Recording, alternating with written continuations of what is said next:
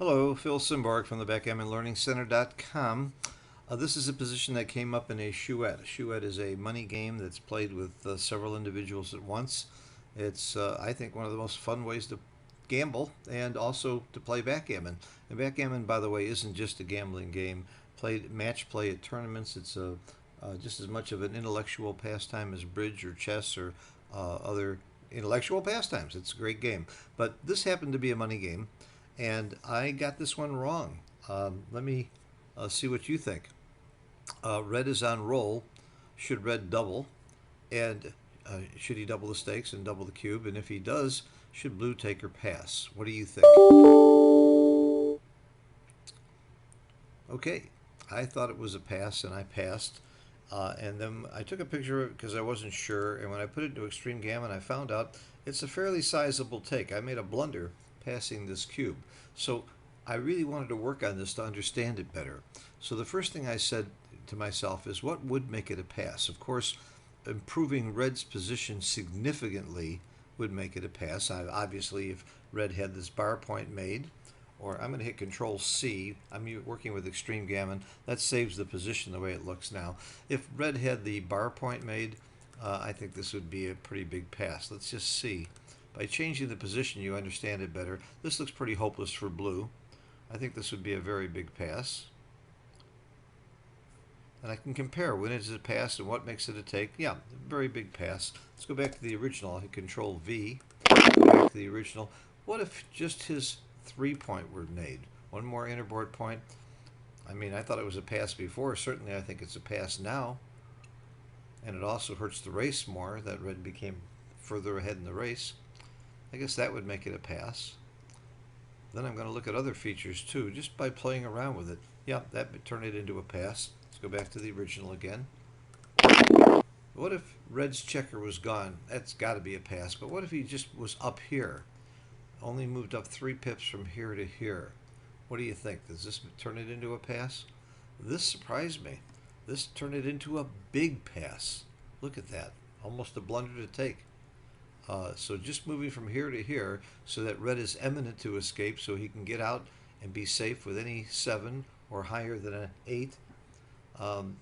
He's got a much better game. So look at moving the checker to here is probably got to be close. It's going to be on the tipping point. If this is a clear pass, this is a clear take, it's got to be something in the middle here. Let's see just how close. Right on the edge. We found pretty much the tipping point. Who would have known without doing some of this work to see that this is on the tipping point, this is a big take, and this is a big pass? Backgammon is not an easy game, and these kinds of references are necessary, or you have to be smart enough to figure out by the features of the position where the checkers are when it's a take and when it's a pass. And as you can see, the mistake of taking up here or passing down here are very, very big mistakes. I really wanted to see why blue had so much game here that he could win this game enough to take. He can win it about 28% of the time. So just as an experiment, another thing I do is I take the position and I see how Extreme Gammon plays it. And why have Extreme Gammon play me or some weaker player? I'll have Extreme Gammon play itself. It's really fun because I learn a lot of things watching. Let's do setup, play from position. I'll make the bottom player Extreme Gammon and the top player also Extreme Gammon. Hit the button and let's see what happens. Double, take. Red plays a 4-2, makes the point. I try to predict what red will do. Blue brings checkers down. Red moves up. I'm sorry, red makes a 5 because of the bar point, of course. Blue counter primes. Red hits. Blue comes in. There's a slot. Red slots. Makes the big play. Still trying to see why blue has enough to take this game. Red sure has improved greatly here. Red doesn't get stuck. Look, he came up with the 2 and not the 4. That was interesting. He's trying to get another checker.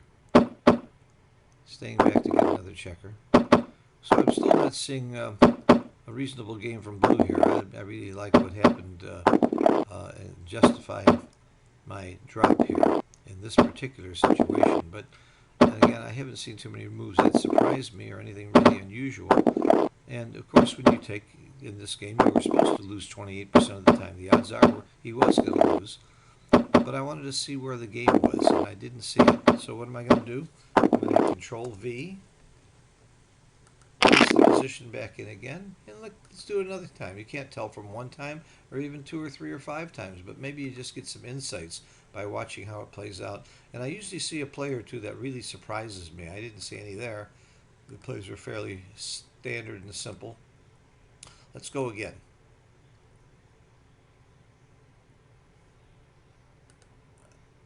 I don't know why it's not moving. Must be catching up from before. Anyway, you get the idea. Play it out against Extreme Gammon a few times. Watch how the plays go, and you get a better feel for the position. This is a great way of what I call deliberate practice, what the books call deliberate practice, honing in on this position until you completely understand it. Of course, the other thing you can do with this position is move these checkers up. Now blue's got a hell of a position. I'm sure that even if red is here, blue has a take here. It's a big difference being on the 3-point from the 2-point, where he can escape and shoot at more of the outfield and not get primed in too terribly, and he might even be able to race from here at some point. Look at this, not even a double.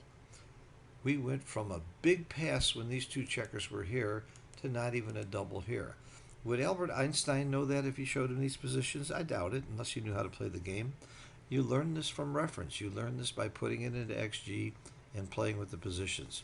I hope this was enlightening to you, gives you a little insight of how good it is to use Extreme Gammon. Go to www.extremegammon.com. The program's only $60. You get a nice discount if you join the United States Backgammon Federation or other federations around the world. I believe there's discounts for many of those as well. And when you download it, it asks you where you heard about it. One of the choices is from Phil Simborg. So click on me and let me know. And I have a training video, a 1-hour training video. That's a great tool that will help you set up this. And it costs $25, but it's well worth it. Nobody's ever complained about it. I've sold hundreds, and I donate that money to the International Collegiate Scholarship Fund. So if you already have Extreme Gammon, I guarantee you'll learn a lot of things from this 1-hour video showing you how to use it and how to set it up and a lot of the different tools. And so enjoy it, and hope to see you soon. Thanks for watching. Bye-bye.